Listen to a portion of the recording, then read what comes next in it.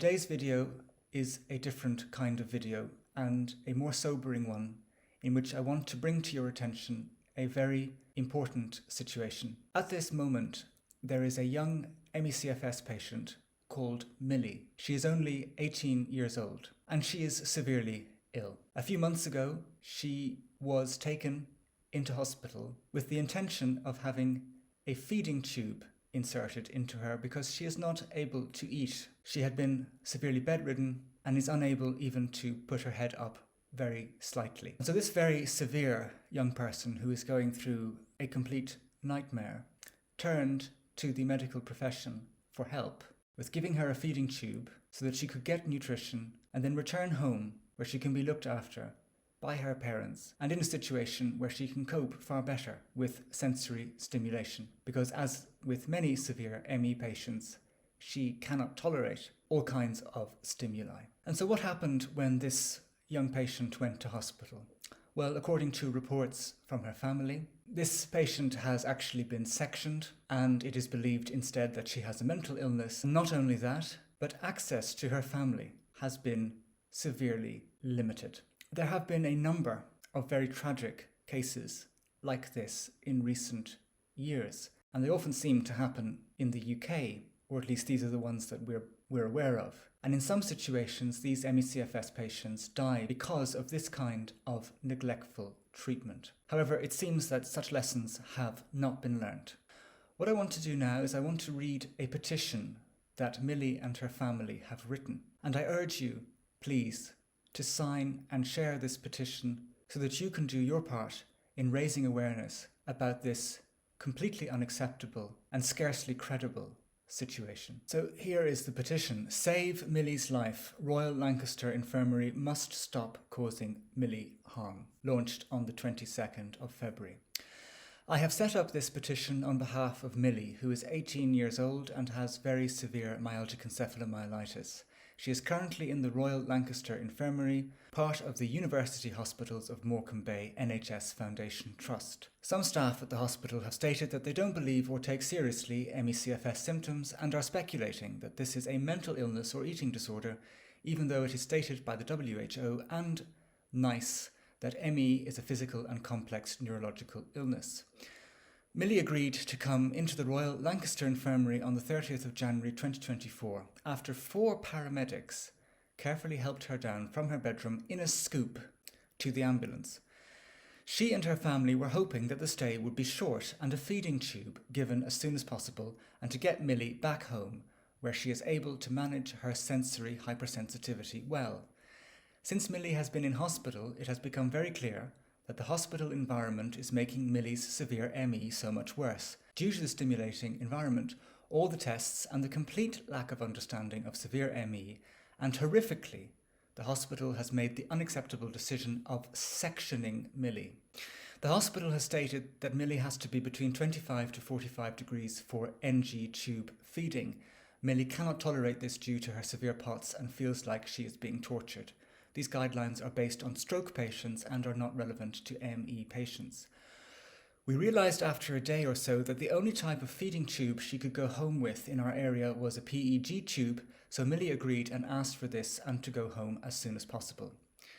The GMC states that the patient has a right to a second opinion of their choice. ME experts have contacted the hospital to explain a best treatment for Millie, including a PEG tube, being fed at 5 degrees and being released home into a quiet environment as soon as possible. This has all been ignored, which is going to have a long-term detrimental effect on Millie, if not terminal. Millie has repeatedly been given inappropriate treatment and abuse that is negatively life-altering and potentially life-threatening since being in hospital. In addition, the hospital has limited Millie's family in the hospital, especially her mum, her main support and carer, so Millie cannot receive the correct and safe care and advocacy that is needed for a severe ME patient. We want Millie to be treated in accordance with the NICE guidelines for ME. Those are the guidelines of the UK Health Service, as it were. Millie to be believed and to be recognised that this is not a psychological or mental illness. Millie to be seen by specialists with extensive knowledge of severe ME.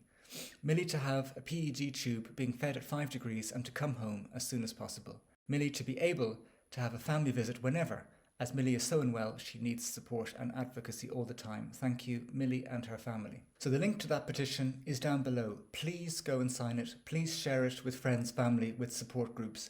It's very important that awareness about this issue is raised, because this young lady is extremely ill. And when you are extremely ill and you turn to someone for help, the very least you should expect is that they would have some interest in what you're actually facing.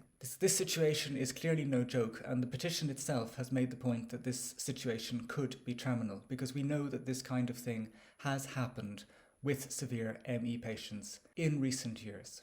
Now, I want to make some remarks about this. First of all, this is scarcely credible that this is happening in 2024. The NICE guidelines, which set the guidelines for best practice in the UK, has made absolutely clear that based on the research, ME-CFS is a physical biomedical illness. And this has been the position of the World Health Organization for decades. At this point, there are well over 10,000 papers published into ME, most of which have found biomedical abnormalities. Furthermore, there are many researchers who are piecing together the whole nature of this illness and how all the different dysfunctions feed into each other, and indeed what the nature of ME-CFS actually is. So it would be one thing for these people, these doctors in this hospital, to be, for example, not taught about the research into ME-CFS. But in that case, they should take their lead from the NICE guidelines. That is what they are there for. So it is incredible to me that these are being wantonly ignored. But the second thing is that the research has shown so many serious biomedical abnormalities within ME that it is unacceptable for these medical professionals, so-called, not to take those findings into account. For example, we know that very severe ME patients do not have enough blood. This has been identified in multiple research papers. I put those links down below. For example, we know that ME-CFS patients who have orthostatic intolerance, like Millie does, and who tend to be housebound or bedridden, at least over a litre less blood than they should have.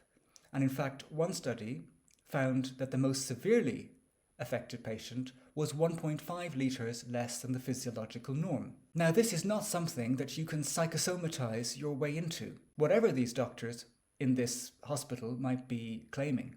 Essentially, you have a situation, because it says in this petition that Millie cannot even raise her head because her orthostatic issues are so bad. This is most likely because she is severely hypovolemic. She has severe low blood volume. And what that means is that her body cannot pump enough blood to her brain when she tries to sit up.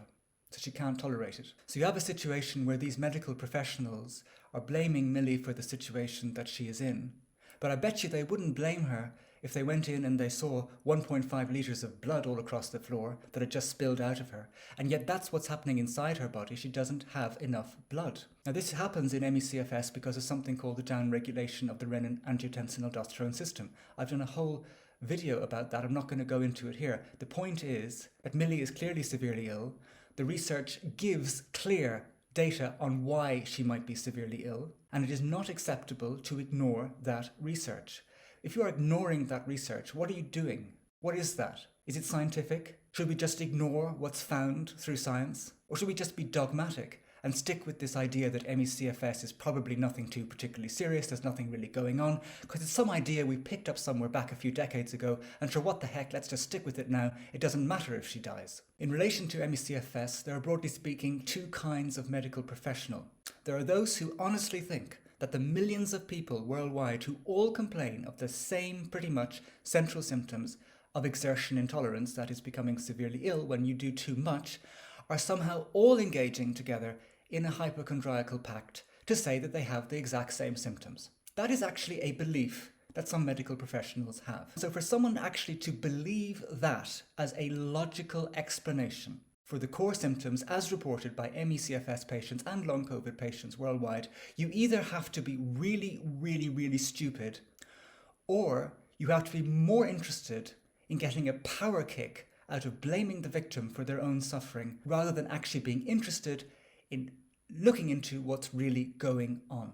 Now, luckily, there's another kind of medical professional, one who, when they are presented with a patient who says that they have X, Y, and Z symptom, actually believes that that patient is conveying accurate information about the symptoms that their body is giving them. What a radical idea. And it is thanks to those medical researchers who have listened to patients that we have made progress in understanding the nature of ME-CFS. So that, for example, we know that people like Millie probably don't have enough blood. They are probably suffering from a shortage of blood into their brain, and they are severely ill. We know that thanks to people who bothered to listen. What is also interesting about these kinds of situations is a complete lack of awareness about the history of medicine. This tendency to attribute a psychogenic origin to symptoms that are not yet well understood, although I would say that actually ME-CFS is very understandable if you just take the time to read the research. It's not a mystery. But symptoms that are not yet well understood, this tendency to attribute a psychogenic origin has never aged well. It's something they do all the time. They did it with multiple sclerosis. They did it with Parkinson's. MS used to be considered a sign of female hysteria, while the handshaking in Parkinson's was something to do with, I can't remember, it was either masturbating too much or masturbating too little. But people used to actually believe that kind of thing. They used to believe it, and they would tell patients that. And then, after a few decades more research, there's actually the myelin sheath degrading in the brain. That explains MS. There's a lowering of dopamine output. That explains Parkinson's. Whoops!